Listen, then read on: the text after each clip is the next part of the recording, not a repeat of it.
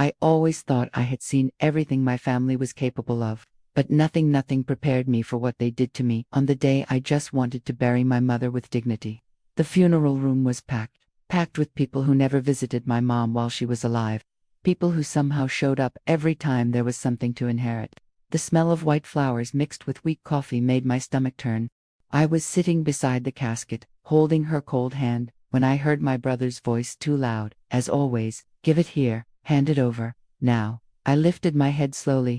"Before I continue, I want you to know how relieved I am to finally share this story. Thank you to the channel Buried by Family for giving me a voice. Please like this video before we continue. It truly helps more women find the courage to speak. Now, listen to my story." He marched toward me with heavy steps, his face red, his hands shaking, and before I could make sense of anything, he ripped my purse out of my lap, right there, in front of the entire room. Heads turned as if choreographed. I froze. My brother Garrett raised my purse like it was a weapon or a piece of evidence, and he shouted, "You stole her money. You stole from our own mother."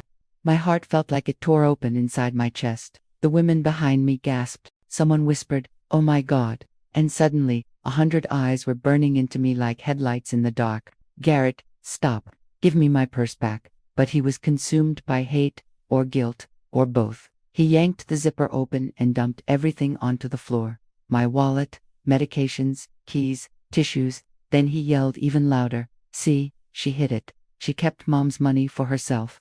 I had no idea what he was talking about. None.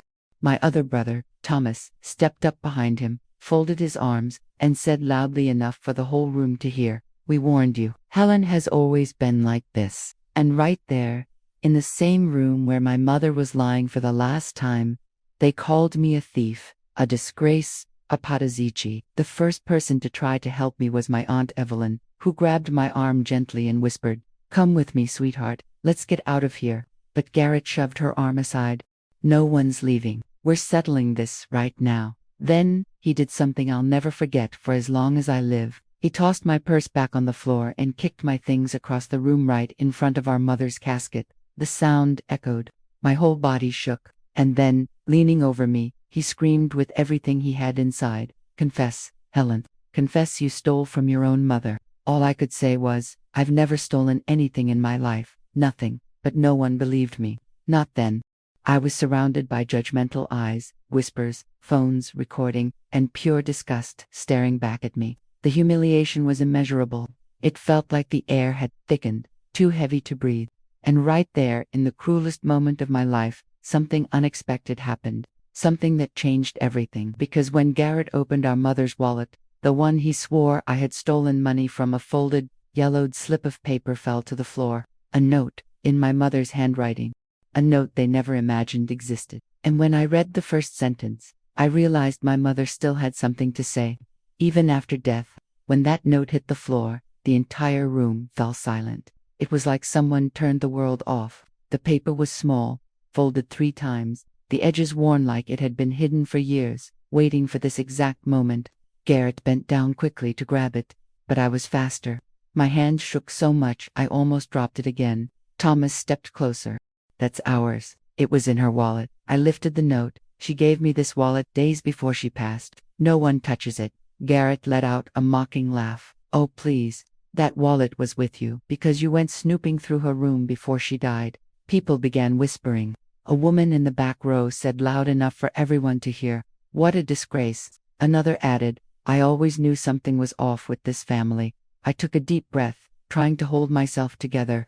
I opened the note slowly. My mother's handwriting was shaky, but unmistakable, round, soft, the same script that filled my birthday cards for 50 years. And the words, oh God, the words sliced through the silence. "For my Helen, if anyone ever calls you a thief, read this, and don't you dare lower your head." Garrett went pale instantly. Thomas pressed his lips together, visibly uncomfortable. A woman in the corner whispered, "My God, her mother knew." I kept reading, my voice breaking. "I left the house money with you because you've always been the only one who cared for me. Don't trust your brothers. They want everything. They always have." Someone let out a soft wow. Garrett lunged forward. "That's fake. She forged it. She wrote that herself. Everyone knows Helen always wanted to play the favorite." I folded the note carefully, Garrett, our mother was lucid, and she knew exactly who you two are. He shoved me. And then, in a movement too quick to track, something slipped out of the pocket of his t-shirt. A metallic glint hit the floor. Everyone turned at once. It was a necklace. My mother's necklace. The one she wore for over 40 years. The one she said she'd leave as a symbolic inheritance to the only person she trusted. Me. The necklace had gone missing 2 weeks before she died, and I never forgot. Garrett tried to kick it away, but it was too late. A woman at the funeral screamed, "That's hers. That's her necklace." Thomas tried to spin it. She gave it to us to keep safe. And then the thing that completely shattered their lies happened. The necklace rolled on the floor and turned sideways, revealing the engraving my mother had ordered the year she got sick, for Helen, the only one who stayed. The entire room gasped. A man near the door said, "That's evidence. This is a police matter now." Garrett's face drained of color. Thomas began to sweat. I was still standing, steady on my feet, the note in one hand and the necklace in the other.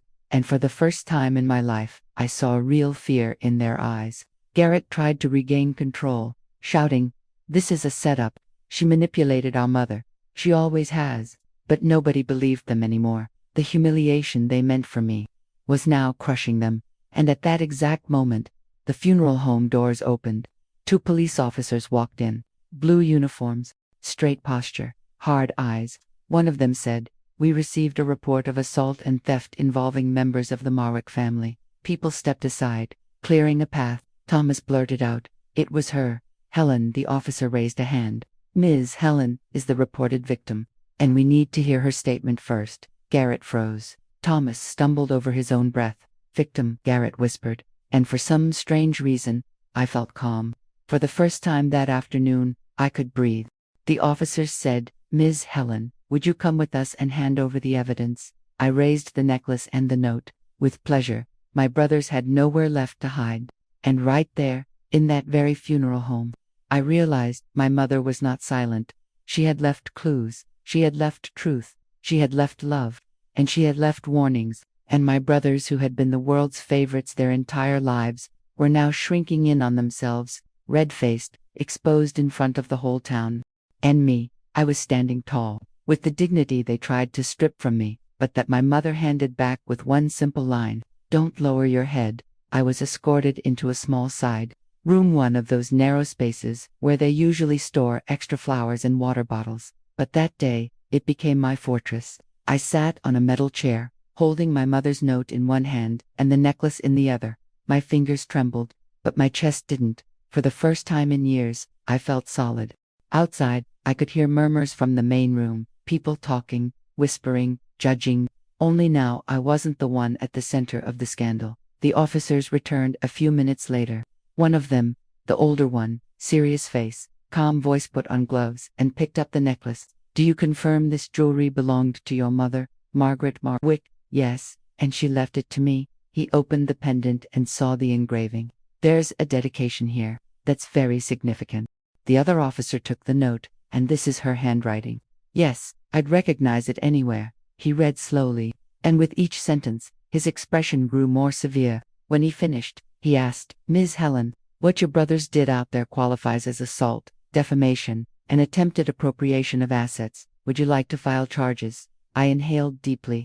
I wanted to say yes. I wanted to scream yes. I wanted them to finally pay for everything they'd done to me my entire life. But before I could answer, the door opened, and in walked Oliver Grayson, the family attorney. Not mine, theirs, and the expression on his face said it all. He knew the boys were in trouble. He approached cautiously. "Ms. Helen, I'm very sorry about the disturbance. We need to discuss the will." My heart pounded. It was changed. Oliver nodded. "Your mother made significant updates, and she asked that the document only be opened if there was conflict between you." I exhaled loudly. She knew. She always knew. Garrett and Thomas were brought into the room handcuffed. People from the funeral peered through the doorway, shocked. They weren't arrogant anymore. They weren't yelling. They weren't commanding the room. They were small, and that was liberating. Oliver opened a thick folder, pulled out the will, and placed it on the table. "I'll read the final version, signed and filed 2 months ago." Thomas swallowed hard. Garrett rolled his eyes, but he no longer had the strength to pretend. Oliver cleared his throat and began. I, Margaret Hale, Marwick, being of sound mind, declare this my final will. The home in which I have lived for 45 years will go entirely to my daughter, Helen, who stood by my side in life and in illness. My brother's eyes widened. Oliver continued, to Helen, I also leave all savings, jewelry, and any personal belongings I consider important to my memory. Garrett exploded. This is a lie. She manipulated our mother. The officer beside him placed a hand on his shoulder. One more word, and we add charges. He went silent. Oliver turned the page. As for my sons, Garrett and Thomas, I leave them only what they have always sought, the freedom to live without relying on me or on Helen. People at the door murmured loudly. The attorney took a breath before continuing. And I state that any attempt by my sons to accuse Helen, to question the source of the money, or to cause disruption at my funeral should be immediately reported to authorities. The officer raised his eyebrows. She literally predicted what happened here today. My knees wobbled, but I stayed standing. Then Oliver read the final section, the one that destroyed their lies completely. The money I leave comes from the sale of land inherited from my mother. My sons never knew this because they never asked. Helen asked, and for that, she deserves everything. Garrett was bright red. Thomas had no color left at all. And me, I cried. Not from sadness, from validation. My entire life, they called me dramatic, sensitive, the daughter who always wants attention. But my mother, she saw everything. The officers collected the necklace, the note, and the will. Ms. Helen, everything indicates you're the rightful owner of the estate, and that your brothers attempted to commit fraud. Garrett tried to resist. Thomas tried to argue. But the truth was already everywhere. The humiliation they tried to dump on me was now the blood pooling at their own feet. When they were escorted out, people who didn't even know me looked at me with pity and with respect. I had never felt respect in my family before. It was powerful. Later that afternoon, once everything calmed down, Oliver approached me. Your mother requested something else, Helen, something that isn't in the will. I closed my eyes for a moment. What did she ask? He gave me a sad smile. She didn't want you to live alone. She asked you to create a space in her home where other women who were wrong could be heard. My heart tightened. She said you would become the voice she never managed to have. And right there, in the same place where they called me a thief, dumped my purse on the ground, kicked my belongings, something began to grow inside me. Something new. Something that wasn't revenge. It was purpose. The day after the funeral, Oliver handed me the keys to my mother's house. They felt heavier than my own hand. Not because of their weight, but because of what they meant. My whole life, that house was the quiet battlefield where my mother tried to love me while surviving my brothers. Now, it was mine. I entered slowly through the front door. Her scent was still there, spiced apple tea, vanilla candles, and the faint perfume of white flowers she put in the living room every Sunday. I closed my eyes. For a moment, it felt like she was still sitting in her armchair, reading her old magazines, and quietly, I said, Mom, I'm here. I came back, and no one will ever push me out of this place again. I walked into her bedroom. The curtains were half open, letting in a gold beam of light across the made bed. She made her own bed until the last day she could stand. I touched the pillow. It still held the faint shape of her head. My throat tightened. I sat on the floor, leaning against the bed, and cried for the first time without being shoved, judged, filmed, or humiliated. I cried as a daughter, not as an accused criminal. I cried everything my brother's screams never allowed me to feel. I cried because they called me a thief on the day I buried the person who loved me most. And I cried because somehow, my mother had predicted all of it and left hidden weapons to protect me. After a while, I wiped my face. If you left anything else behind, I'll find it. I promise, and I did. I started cleaning the room, folding clothes slowly, dusting the shelves. When I opened the nightstand drawer, I found a wooden box. I had never seen it before. It looked old, with carved flowers along the edges and a tiny lock. I tried the smallest key on the ring, and it worked. The lid made a soft click and opened. Inside was a single envelope, white, with my name written by hand. Helen. My hands began to shake. I opened it slowly. It was another letter from my mother. And this time, it wasn't a warning. It was truth. The truth she never managed to say out loud. I began reading. My daughter, if you are reading this, I am no longer there. So I will say what I never said in life. I know who you are. I always knew. My chest tightened. I kept reading. You were nevertheless loved. You were the strongest. The one who looks most like me. And I was afraid of losing you, the way I lost so many things in life. Garrett and Thomas always chased applause. You chased meaning. And that is why they were always angry with you. My whole body trembled. I read on. You saw me, Helen, when I was tired, when I got sick, when I was scared. You stayed. I left the house to you because I know you will turn it into something good, and because you never asked for anything yet, deserved everything. Tears fell onto the paper. And then came the part that changed everything. Use this home to welcome women who went through what you went through, the injustices, the silencing, the humiliations only those who lived them can understand. You have the strongest heart in this family, and you will give strength to many. I finished reading with a hand over my mouth. My mother. My mother didn't just want to leave me assets. She wanted to leave me purpose, legacy, healing. She wanted to give me what she never had, a space to exist fully. When I stood up, something inside me wasn't the same. Her house, now my house, no longer felt heavy. It felt alive, as if whispering, begin, don't be afraid. I spent the whole afternoon cleaning, opening windows, letting sunlight flood in for the first time in weeks. Every corner held a memory, a wound, a trace of the woman who raised me, and every movement I made seemed to answer a question I had carried since childhood. Why did she always look at me differently? Now I knew, because I was the daughter who stayed, the daughter who saw, the daughter she trusted, the daughter she chose.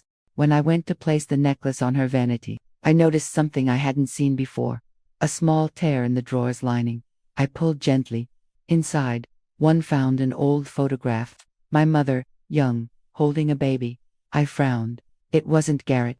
It wasn't Thomas. It wasn't me. It was another child. On the back, handwritten, to protect you. My stomach dropped. I walked slowly to the window, struggling to breathe. Was it possible that I pressed the photo to my chest? Mom, what did you hide from me? And I understood. The story wasn't over. Not even close. No one answered me. Only the old house creaked with the wind.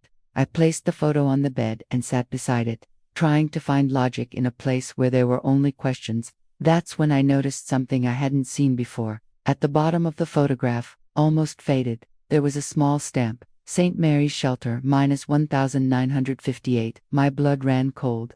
I knew that name. A shelter for women who, at the time, had nowhere else to go. Many pregnant, many abandoned, many running from situations families preferred to not discuss. And my mother never told me she'd been there. Never. I spent the rest of the day searching for clues. Nothing. No documents. No journal. No mention of that child. I opened closets, hidden drawers, old boxers, until I found an envelope that looked like it had been moved recently, or hidden on purpose. Inside it, a yellowed card with handwriting that looked rushed. I read slowly, if someone ever finds this photo, know that I did what I had to do, to protect you, to protect her, and to survive. Nothing else. No name, no date, no explanation. Just mystery. My mother was a woman who said everything with her eyes, and buried the rest deep in her bones. And I needed to uncover what was hidden behind that photo.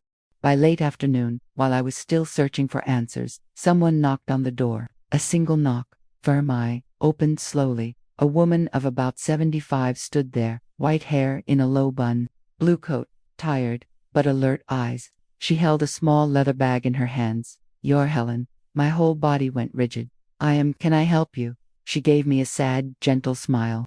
I'm a sister at St. Mary's Shelter. I was contacted when your mother passed. I felt my breath leave me. My mother was there. She nodded slowly. Yes, many years ago. And she asked that when the time came, I deliver something only to you. My knees almost gave out. The woman opened her bag and pulled out a small envelope sealed with red wax. The wax formed a symbol, a little flower, just like the charm on the necklace my mother wore when she was young. My heart slammed in my chest. Your mother trusted you more than anyone in this world. I held the envelope.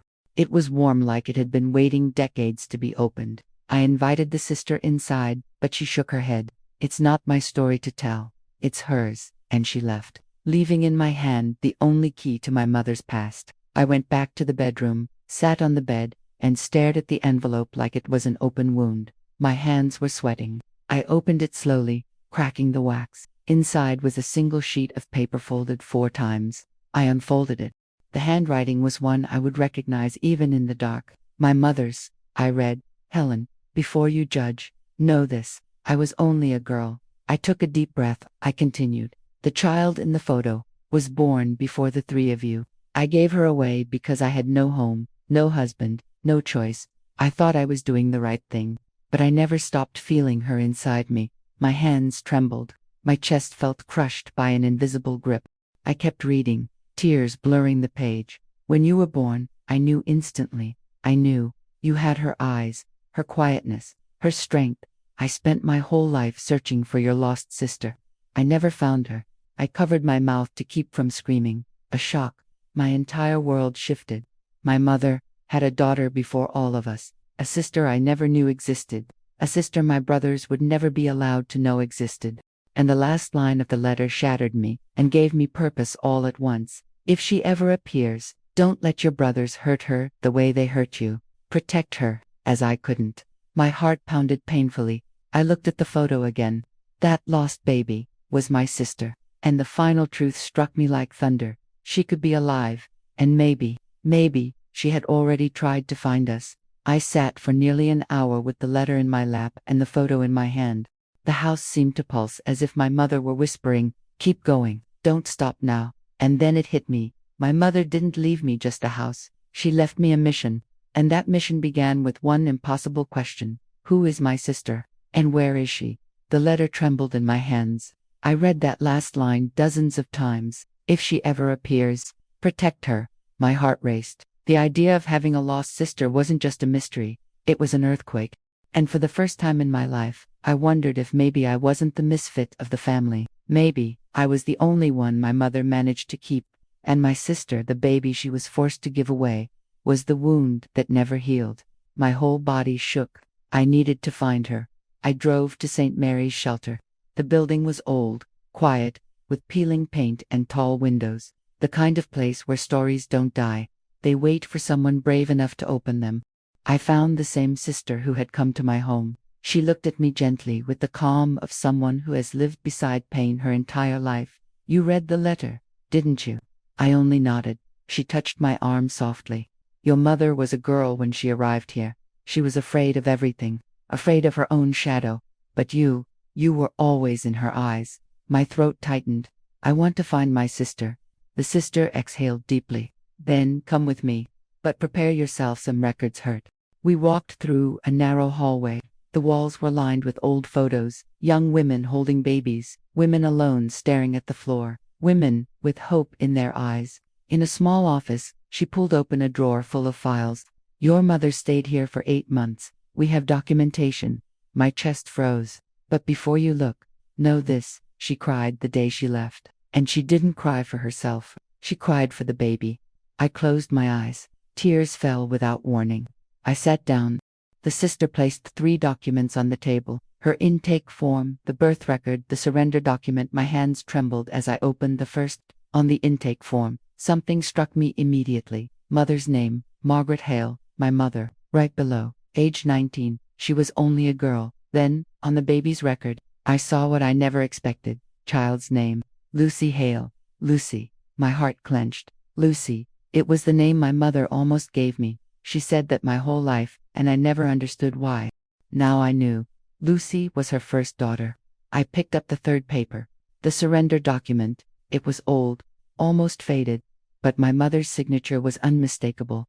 The same from the note, the same from the will. And in the right-hand corner, a stamped line, taken by Foster Family County of Goodwill. I frowned. "Goodwill, where is that?" The sister answered. "A small county, almost forgotten. Rural families adopted many children back then." I felt the ground shift under me. Lucy had been taken there. She had grown up there. She had lived an entire life before I was even born. And my mother never forgot her. Before I left the shelter, my phone rang. It was my Aunt Evelyn. I answered, and her voice was filled with panic. "Helen, the boys showed up at your house." My heart froze. "What do they want?" "The keys, the documents. They're saying the house is still theirs." I took a deep breath, feeling my blood boil. Of course they would try. Of course they wouldn't accept defeat, Evelyn continued. They're furious. They're banging on your door, shouting your name, call the police. They're violating the restraining order. I already did, but Helen, they said if you don't split the house, they'll expose the truth about your mother. My whole body went cold. Of course, they knew about the sister, or at least enough to weaponize it before I could respond. Evelyn whispered, Helen, they don't know how to lose. They never have. Be careful. When I hung up, I stood still for a moment, breathing the damp, heavy air of that shelter, carrying the weight of memory. I was holding my mother's past, my sister's name, and a war about to explode, and something shifted inside me. I wasn't just surviving anymore. I was fighting for my mother, for myself, and now, for Lucy. Before I left, the sister handed me another paper. This is the address for Goodwill County. That's where your search continues. I held the paper like an amulet. It was the first real clue about my sister's whereabouts, and I wasn't about to let anyone, especially my brothers, destroy it. I walked out with steady steps. I already knew my next move: travel to Goodwill, find out who adopted Lucy, and understand why my mother wrote, "Protect her." Her last words echoed in my mind as I drove. The way I couldn't. Goodwill didn't look like a county. It looked like a forgotten piece of 1960s America. Weathered wooden houses, old telephone poles, narrow sidewalks, and a silence that felt less like peace and more like secrets. I parked beside a low brick building with a faded sign, Civil Records Department, Goodwill County. A cold wind brushed past me like a warning. I walked inside. The receptionist was an older woman with neatly styled white hair, large glasses, and a suspicious gaze. She lifted her eyes when I approached. "Can I help you?" I inhaled deeply. "My name is Helen Ma. I'm looking for adoption records from 1958. She studied me up and down, not with arrogance, with caution. "Do you have the child's name?" "Yes, Lucy Hale." Her expression changed subtly, but unmistakably. Her eyes narrowed. Her hands stopped typing, and she asked slowly, "Are you related to her?" My eyes filled with tears before I could stop them. I'm her sister." The receptionist exhaled, pressed her lips together, and motioned for me to follow her to a door in the back. When she closed and locked it behind us, I understood. Lucy's story wasn't simple, not clean, not safe. She opened a large drawer full of old files. After a few minutes, she found a thin, almost empty folder labeled, "Hale, Lucy, 1958. My heart raced. The woman opened it and read. Then she looked at me. "Lucy didn't stay with the foster family." The air caught in my throat. "What do you mean?" "The record says that's what was initially recorded, but that's not what happened." She turned the page and showed me a handwritten note, in black ink likely, from an employee back then. "Foster family withdrew from adoption after 3 weeks." My body went cold. Where was she placed after that? The receptionist hesitated. "She was relocated to another family in the county. But we don't have their names. The documents are missing." Missing. That word always means the same thing. Someone erased them. And when records vanish, it's because someone needed them gone.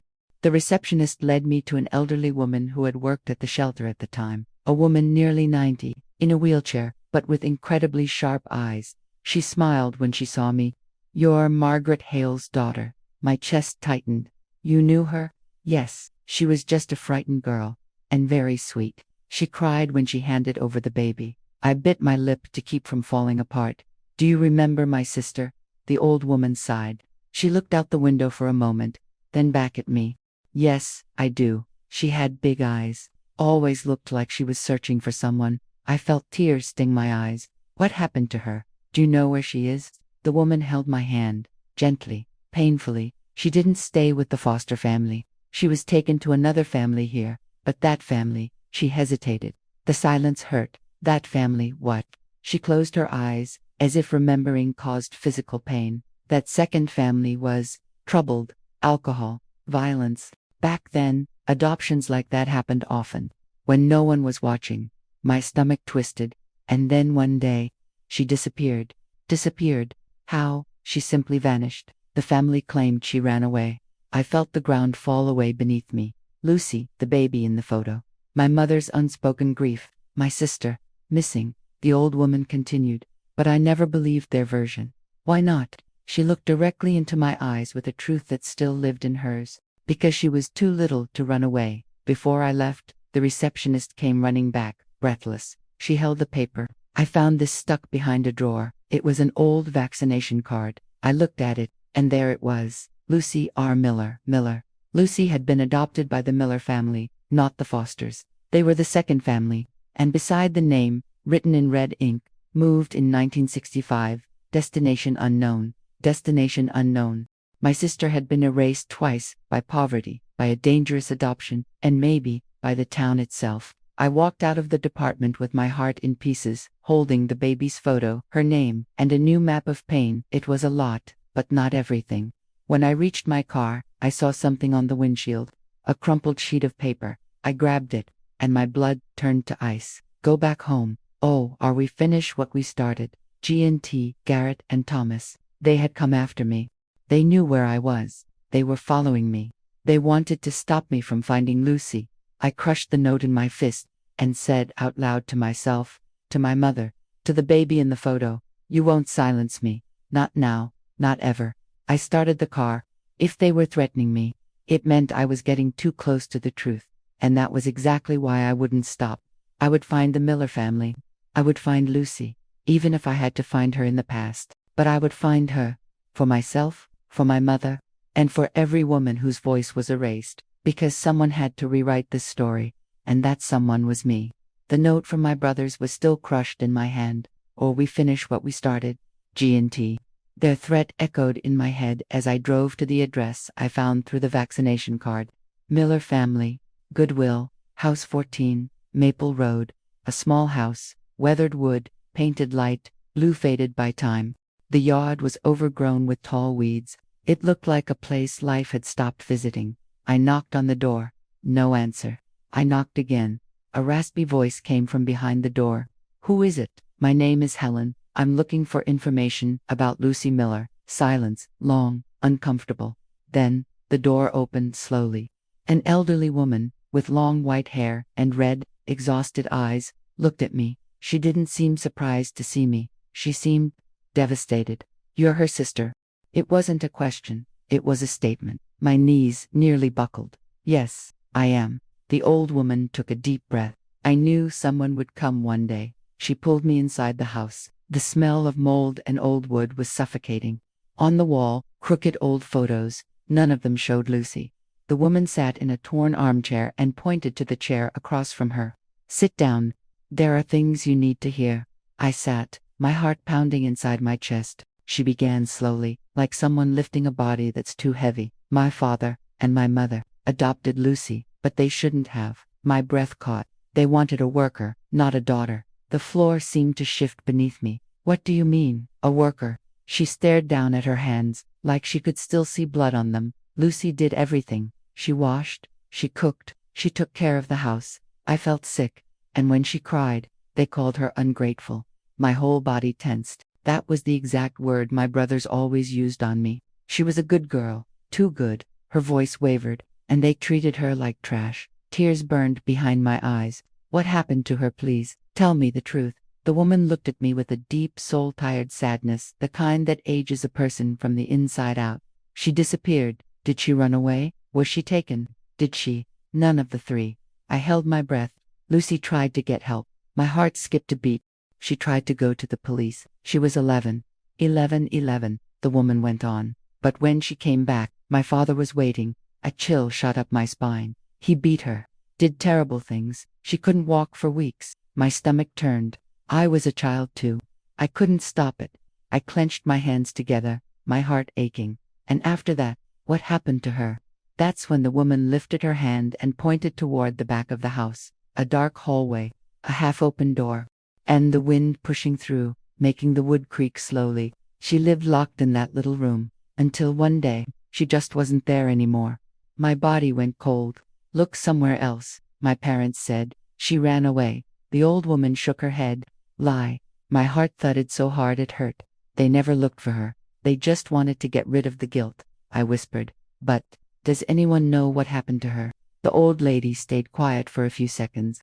Then she looked straight at me and said, "Yes, someone does." I swallowed hard. "And that person is you." "Me? What do you mean?" She reached for an old box beside the armchair. Lucy didn't disappear without leaving something behind. She left something for you. My heart stopped. The woman opened the box. Inside there was a faded light blue hair ribbon, a small children's notebook with a torn cover, a drawing of a house, and a letter with my name on it. For Helen, my name. Written by a child I never met, a child no one ever told me existed. I shook from head to toe. I opened it slowly. The handwriting was childish and shaky. I heard I have a sister. Her name is Helen. I want to meet you. I hope you're nice. My tears dripped onto the paper. The old woman rested a hand on my shoulder. Lucy was sweet. She talked about you like she already knew you. I whispered, my voice cracking. Where is she? Please, I need to know. The woman closed her eyes and said, she tried to run again, but someone was faster. My body froze. Who? And before she could answer, someone pounded on the front door. Loud, urgent, violent. The old woman turned pale. They're back. Who? She whispered, voice breaking. Your brothers. And the world collapsed around me. The old woman had barely finished whispering your brothers when the pounding started again, harder, more violent. Bam, bam, bam. The door shook in its frame. Garrett's voice cut through the wood. Open the door, Helen. Thomas shouted right after, completely unhinged. We know you're in there. Open it now. The old woman grabbed my arm. Don't let them in. They can't see these boxes. They can never see this. The box with Lucy's name, the notebook, the ribbon, the letter with my name written by her. They could never see that. I took a deep breath, trying to steady my shaking hands. Where can I hide the box? The old woman stood with difficulty and pointed to the floor, under the boards. Quick, I dropped to my knees, pulled up 2 loose floorboards, slid the box underneath, and pushed the wood back into place. The door took another hit. Bam! The sound echoed through the entire house. My breathing went shallow, not from fear, but from rage. I stood up slowly, wiped my tears, and said firmly, I'll open it myself. The woman tried to stop me. Don't do this. They're dangerous. I touched her hand. I know, but I let them silence me for 68 years. Not today. I walked to the door. My hand rested on the knob. I took a deep breath and opened it. Garrett shoved the door with his shoulder and almost knocked me over. Thomas was right behind him, red, sweating eyes full of hatred and arrogance. They pushed past me like I was an obstacle, not a person. Garrett looked around with disgust. What a disgusting place. Thomas kicked a chair, making loud noise on purpose. So this is where you've been hiding, Helen. Chasing ghosts. I stood my ground. I came here to look for the truth. Garrett laughed, mocking. What truth? That pathetic letter? Or the story of your imaginary sister? My eyes narrowed. She was real. And you knew it. Silence fell for a moment. Thomas froze. Garrett looked away fast. And that told me more than any document could. They knew. They always knew. The old woman tried to speak. I don't think you should be here. This is private property. And Garrett spun toward her with such a vicious look that my blood ran cold. Shut up, old woman. I stepped forward. Hey, you don't talk to her like that. He stared me down with a twisted smile. Since when do you tell anyone what to do, Helen? You never even controlled your own life. Thomas chuckled under his breath. You've always been the failure of the family. My chest burned, but not with pain, with anger. You destroyed our mother, and now you want to destroy her story too. Garrett walked toward me slowly, until he was inches from my face. We're destroying you, Helen, until you learn your place. The old woman tried to grab the phone. Thomas snatched it from her hand and threw it against the wall. The device shattered.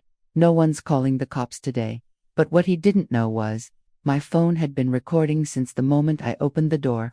Garrett continued, You're going to stop looking for this so-called Lucy. You're going to stop digging into the past. You're going to split the house, hand over the money, and stop playing the victim. Thomas pointed a finger in my face. Or we'll finish what we should have done at the funeral.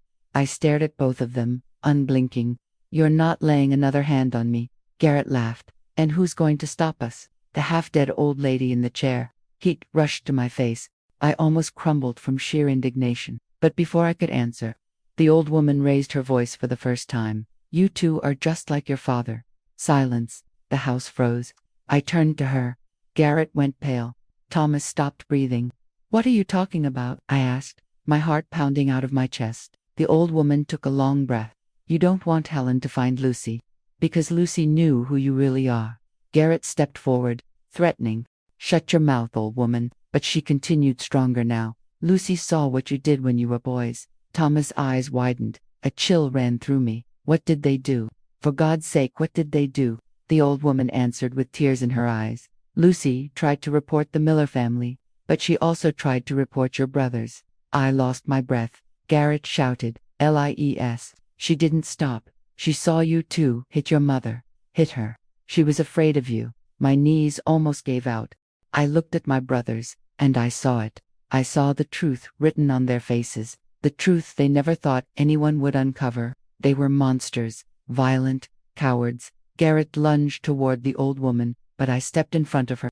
He lifted his hand to shove me, and that's when a blue light flooded the room through the window. Sirens, flashing lights, car doors slamming. A police officer appeared in the doorway, hand on his holster, expression stone hard, hands where I can see them. Now, Thomas froze. Garrett turned paper white. The old woman collapsed back into her chair, relieved. I took a long breath, tears in my eyes but steady. The officer stepped in. "We received reports of trespassing, assault, threats, and violation of a restraining order." Everything he said carried a firmness loud enough for the entire neighborhood to hear. Garrett tried to argue. "We just came to talk." The officer cut him off. "The video shows otherwise." He pointed to my phone still recording in my hand. Both of them turned pale. "You two are under arrest." As they were handcuffed, I felt something inside me break, and something new come alive. They couldn't touch me anymore. Not physically, not emotionally, not legally. And that house, that dark hallway, that silenced story, was finally being rewritten. Before she was taken to the hospital for questioning, the old woman grabbed my hand urgently. "Helen, listen." I knelt beside her. She spoke softly, with effort. "Lucy didn't die that day." My heart shot upward in my chest. "She ran. She managed to escape." I covered my mouth, "And I know where she went." "Where? For God's sake, where did she go?" The old woman held my face with her trembling hands and whispered, "She looked for your mother. She tried to find you all. And she left her name in a place only Margaret would find." My legs trembled. "Where?" She smiled a small, tragic smile. "In the house. In your house.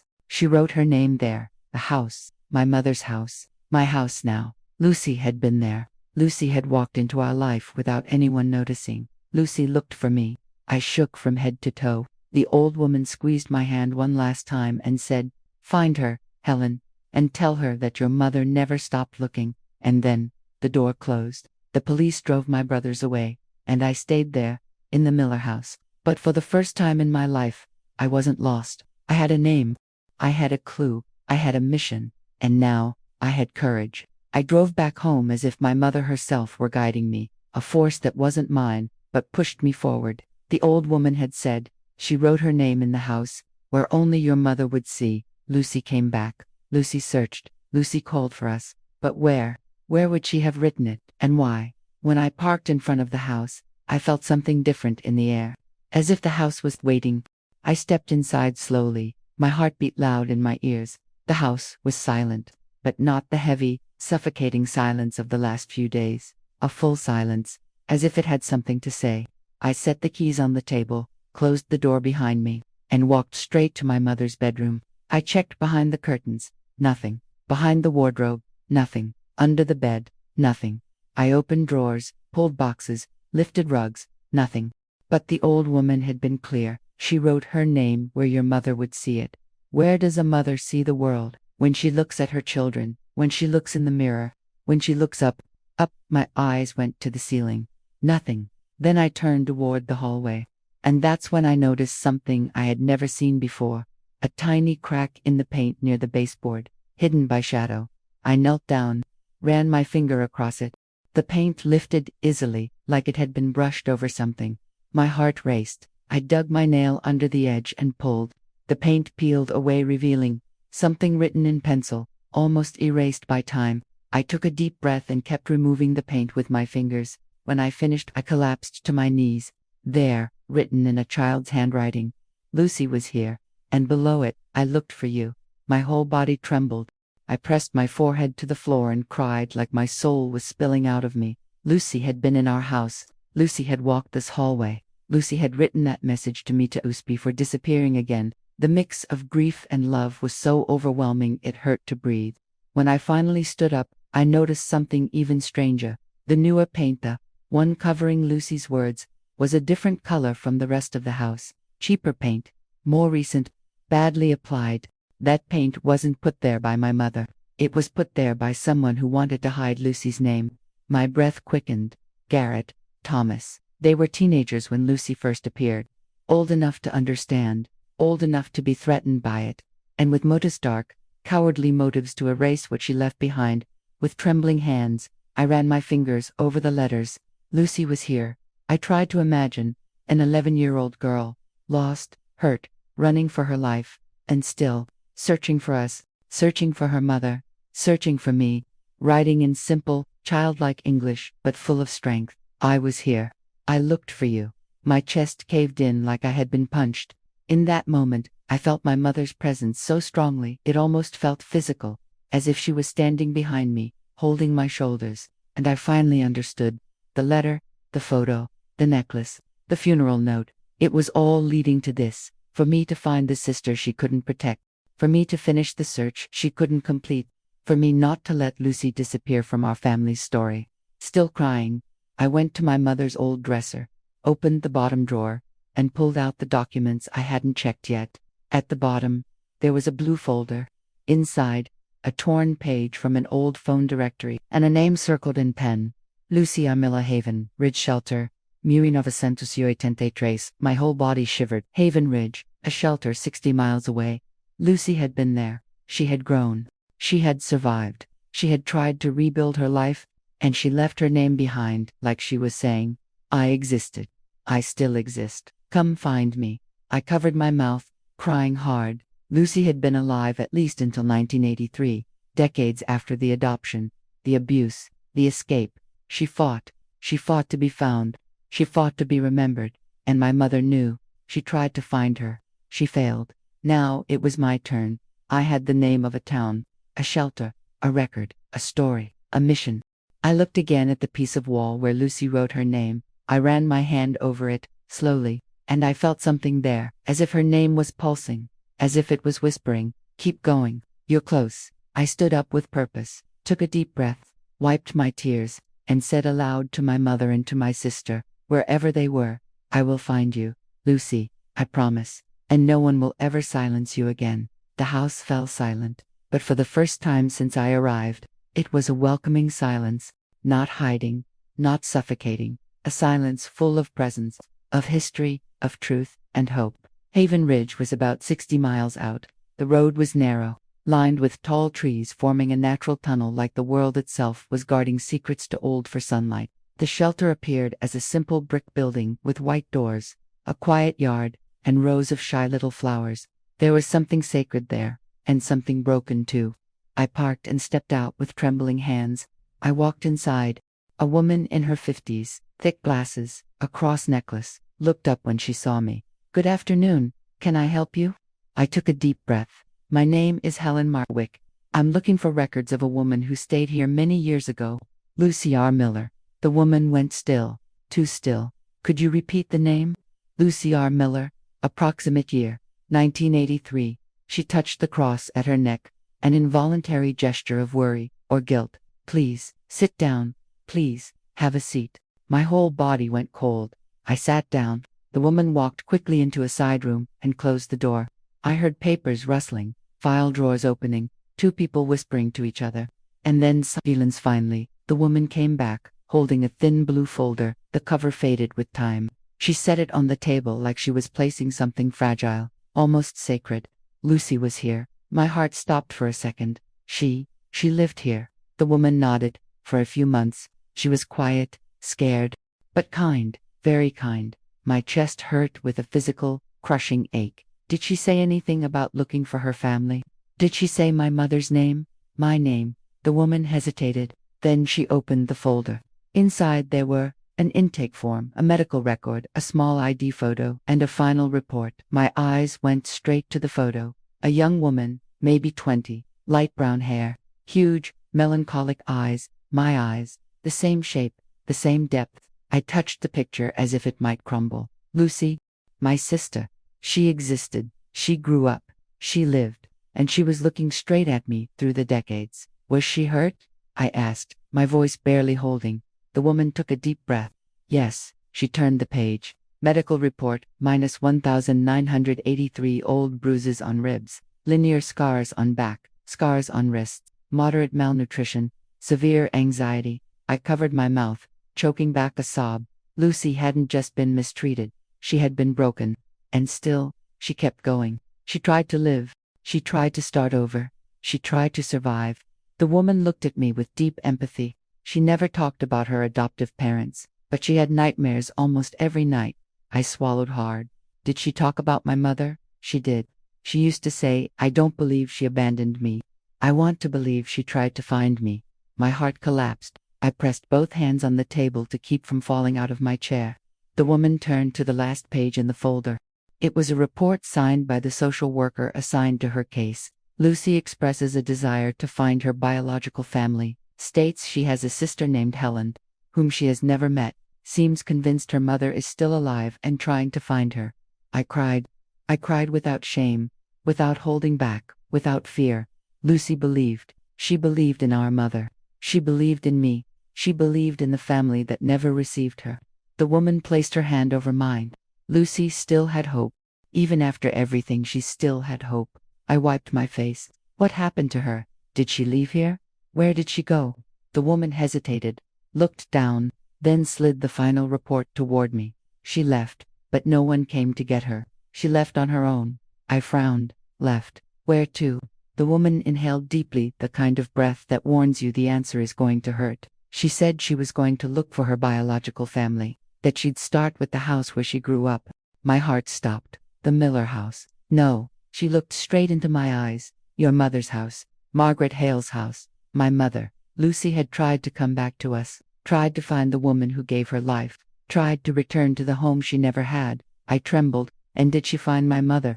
The woman closed the folder. We don't know. Do you have any records of her after that? The woman shook her head. And then she said the sentence that shattered something inside me. This is the last record we have of Lucy Miller. Silence. Heavy. Devastating. Lucy walked out of there, to look for us, and vanished. When I stood to leave, broken and strengthened at the same time, the woman called out, Helen. I turned. She was holding a yellow envelope. We found this years ago, mixed in with the donation box. Someone wrote your name on the front. Goosebumps ran through my whole body. I took it. The envelope was light. I opened it carefully. Inside, there was a single folded sheet. I opened it. The handwriting was childish, but grown up enough to look tired, shaky, worn by life. Helen, I'm going to find you. I know you exist. I know Mom still thinks about me. I'm going back home. If I don't make it, please look for me. I promise I'll look for you too. Lucy, I broke. I dropped to my knees on the shelter floor, and I cried for everything. For her, for me, for my mother, for the childhood Lucy never had, for the family that never protected her, for the life she tried to build even while shattered, for the pain still pulsing through those words. It was a goodbye. It was a plea. It was a map. It was an entire life saying, I exist. The woman knelt beside me. Helen, I'm so sorry. But your sister tried. She fought to come back. I took a breath and said, voice broken but steady, and now I'm the one who's going to fight to find her, even if it's too late. The woman nodded, moved. You're just like your mother, I replied. And so was Lucy. I left the shelter holding that letter like it was a beating heart. I had more clues than ever. But I also had a terrible question burning inside me. If Lucy came back to our house, why did my mother never find her? What happened to her on the way? Did someone stop her? Did someone silence Lucy forever? And I knew exactly who would have had a reason to do that. Garrett, Thomas. If they hurt Lucy when they were children, what wouldn't they do as adults? I took a deep breath. The truth was close, and the climax of this story was going to be brutal. I left Haven Ridge with Lucy's letter in my hands. It was light as paper and heavy as an entire life. Every word felt written with blood, fear, and hope. If I don't make it, please look for me. I drove back toward town with my chest tight and my mind circling the same question. Why did my mother never find Lucy? Who stopped it? When I got home, it was still late afternoon. Golden light streamed through the windows like it was trying to expose whatever was still hidden. I set the letter on the table. That's when I noticed something strange. The back door was slightly open. I froze. Garrett, Thomas. No answer. I walked in slowly. Everything was in its place, except for one thing. The drawer where I had found the Haven Ridge record was open. They had been there. They had been digging. They had been looking for the past I was now holding in my hands. My knees nearly gave out, but I forced myself to breathe. They hadn't taken anything yet. They were cowards, but not smart. I locked every door and window, and in that moment, I decided it was time to officially bring the police in. I went down to the station with every piece of evidence I had. Lucy's photo, the shelter records, the letter, the writing on the wall, the audio of my brothers threatening me. The lead detective, a middle-aged man named Detective Harper, listened to everything without interrupting. In the end, he took a long breath, leaned on the table, and said, "Ms. Marwick, this isn't a family dispute. This is an unresolved missing persons case, possibly tied to abuse and domestic violence." A knot formed in my throat. He continued, "Your records confirm that Lucy existed, that she looked for you, that she tried to come home." I closed my eyes, and she never made it. Harper nodded. "I intend to open an official investigation, but for that, I need to ask you a hard question." I met his eyes. "Do you believe your brothers may have harmed Lucy?" A heavy silence filled the room. I felt the pain rise through me like fire, and I answered, "Yes, I do." Harper didn't look surprised. "We're going to question them again. They're already in custody for trespassing and assault. But now, this is bigger." He carefully gathered the documents. "Ms. Marwick, I promise you, we're going to find out what happened to your sister. For the first time in decades, someone promised to find Lucy. Someone besides me and my mother." Later that afternoon, while I was organizing the papers, my phone rang. Unknown number. I answered. A woman's voice, weak, frightened. Are you the lady looking for Lucy?" My heart stopped. "Who is this?" "I can't say my name. They came after me too." My eyes filled with tears. "You knew Lucy." Silence. And then, "I lived with her at Haven Ridge." I almost dropped the phone. "Can you tell me what happened to her? Please, I need to know." The woman sniffled, nervous. "She set the shelter to go look for you.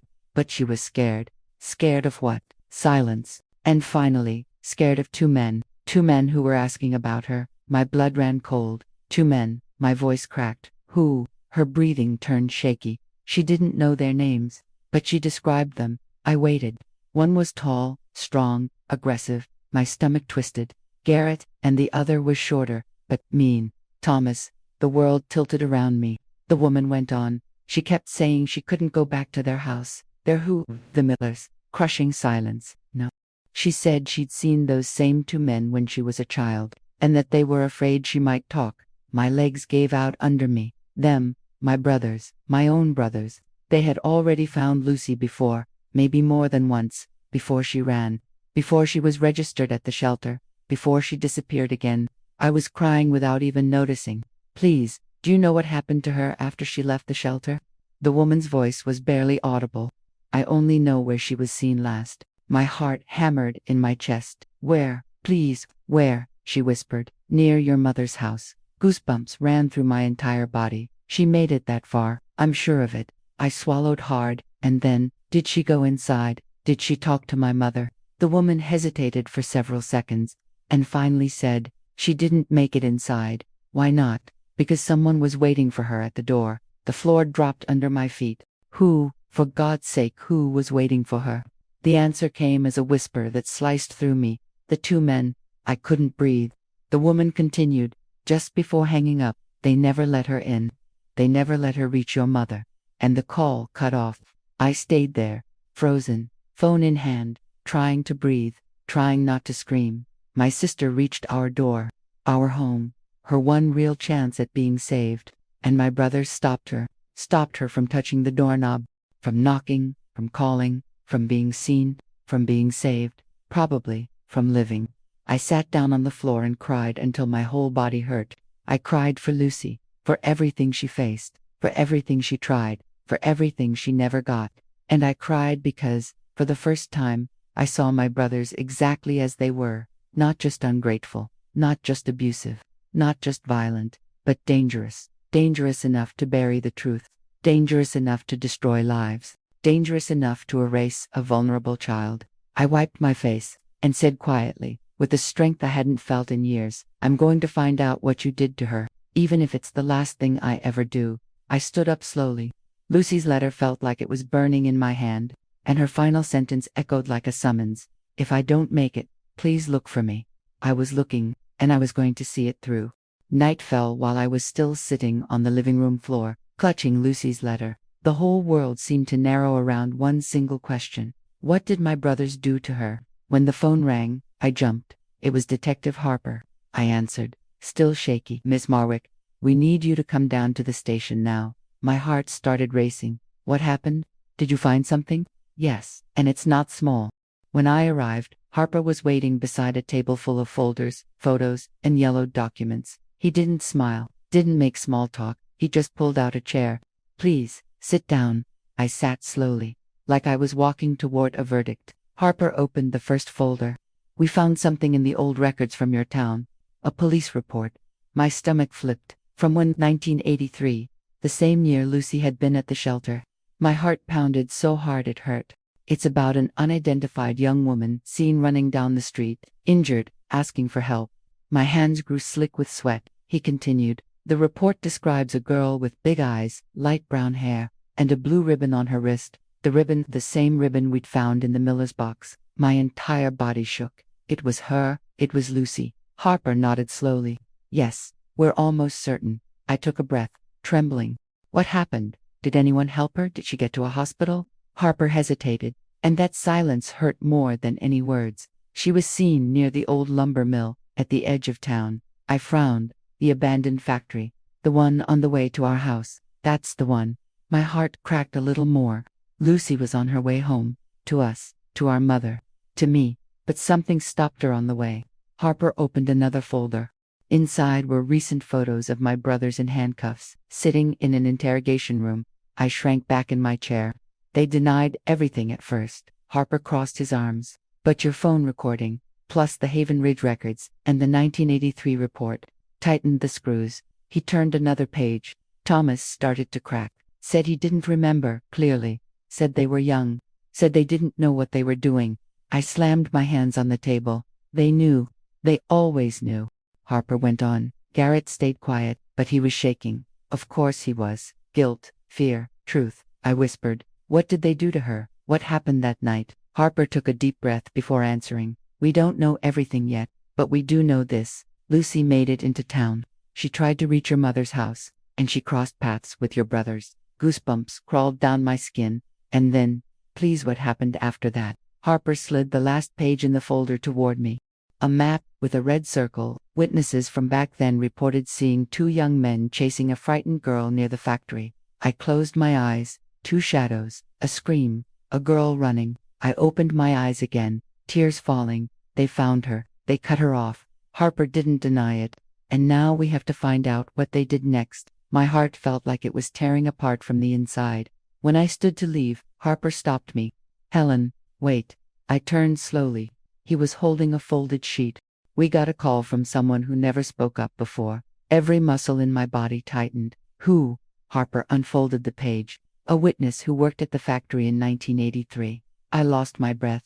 He never said anything because he was afraid. I swallowed. Afraid of who? Harper met my eyes. Your brothers. A wave of nausea hit me. They destroyed Lucy's life.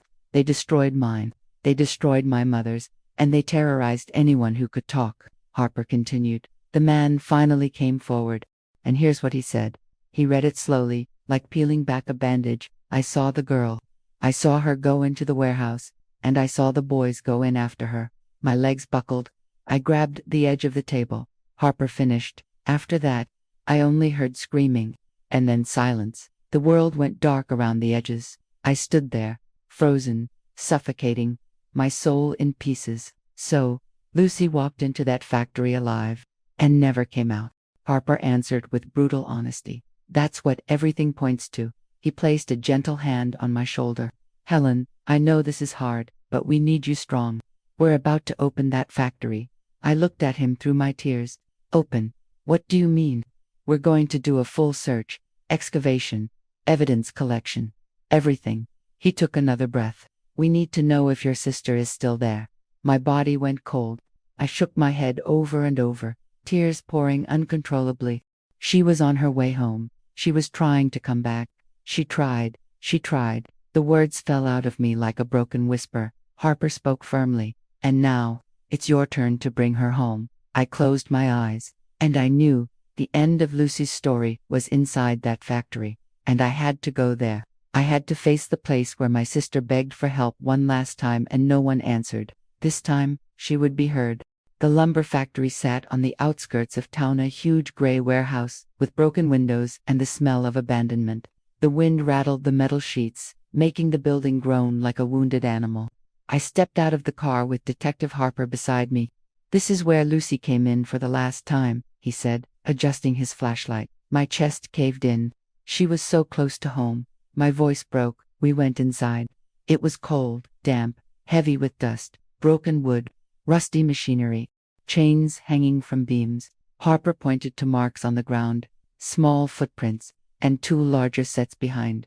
My stomach churned. Garrett and Thomas. I followed the flashlight, shaking. At the back of the warehouse, a staircase led up to a mezzanine. We climbed slowly, and there, behind stacked planks, something caught the light. I knelt down. A blue ribbon, the same color as the one in the miller's box. I brought my hand to my mouth. Lucy was here. She really was here. Harper rested a hand on my shoulder. "There's more." On the wooden wall, almost erased, there was a deep scratch like someone had clawed at it with all they had. Harper brushed away dust, shining the light closer. We saw it. 3 letters. Shaky, desperate. Hell, the beginning of my name. Interrupted. The air left my lungs. She tried to call me. She tried to write my name. Tears poured down my face without control. It was proof that Lucy fought until the last second. That she thought of me. That she tried to survive. Harper stood. "We're launching a formal search. From this moment on, this place is an active crime scene." More patrol cars arrived. Yellow tape went up. Excavation equipment was rolled in. I stood there, staring at the factory like I was facing a grave. A grave made of wood, metal, and silence. And I finally understood. Lucy didn't just disappear. Lucy was swallowed by this place, and no one came for her, until now. I took a deep breath and whispered, "I'm here, Lucy. I found you. And I'm never leaving you alone again." The factory answered with a sharp crack, a dry sound, like something or someone had finally been heard. The next morning dawned gray, as if the sky knew what was about to happen. I returned to the factory with Harper. The warehouse was now filled with agents, machines, and floodlights cutting through every shadow. Harper walked toward me. "We're starting the excavation. The spot where we found the ribbon and the hell is ground zero." My heart pounded like a clenched fist. I nodded. The machine roared to life. The sound echoed like a brutal awakening. An agent called out to Harper, "There's something here." I moved closer, carefully. On the ground, between splinters of wood, lay shreds of light-colored fabric, drag marks, and a small blue button. The button matched Lucy's dress from the shelter photo. I pressed my hand against my chest. She really fought. She really was here. Lucy, my God. Harper put on gloves and collected the items carefully. "This confirms she suffered violence here." My legs shook, but it still wasn't all. The investigation pressed on. Then came a shout from deeper inside. "We found something." Everyone ran. I stumbled after them, heart frozen. In the darkest corner of the warehouse, behind a newly exposed false wall, there was a small metal box, rusted, buried under old boards. Harper knelt, cleared the dirt, and snapped it open. I held my breath. Inside were Lucy's original blue ribbon, in better condition, a tiny bracelet with the name Lucy engraved, and a folded piece of paper. Harper handed me the paper carefully. I opened it. The writing was hers, so small, so shaky, so desperate. "If someone finds this, please tell Helen I tried." My soul collapsed. The factory went dead quiet, like a sanctuary built out of suffering. I whispered, "Lucy, you tried. You tried so hard." And I cried right there on the cold floor, holding my sister's last message. It wasn't poetic. It wasn't dignified. It was raw, ripped out of my ears of pain, questions, and silence. Harper rested a gentle hand on my shoulder. "Helen, this changes everything. This shows planning. Someone hid these things." My body stiffened. "Garrett, Thomas," Harper didn't argue. "We'll send all of this to the lab. But yes, it's likely they came back here later, to cover their tracks." I wiped my face. and the pain turned into something else, something hot, steady, unshakable. Justice. I stayed there a few more minutes, kneeling, holding Lucy's bracelet. I ran my fingers over the letters, Lucy. Each letter was a wound. Each letter was a promise. Each letter was a call for help that never reached anyone in time. I took a deep breath, trying to fill my lungs again. I hear you now, Lucy. I promise. Your story doesn't end here. When I finally stood up, for the first time in this whole investigation, the fear was gone. Only the truth remained, and the absolute certainty that I would carry this all the way through, not for revenge, not for hate, for love, because Lucy had no one, but now, she had me. And this was the beginning of their fall, and Helen's rise. When the evidence from the factory was analyzed, everything changed. The bracelet, Lucy's message, the hell on the wall, the drag marks, the testimony. The case stopped being a quiet investigation and became a scandal. Reporters swarmed the station. The whole town learned there was a lost sister, and that she tried to come home. They also learned who stopped her. Garrett and Thomas were brought to the hearing in handcuffs, pale, sweating. They weren't yelling anymore. They weren't smirking. They weren't calling me a thief or a failure. They were shaking. I sat in the front row, Lucy's letter in my coat pocket.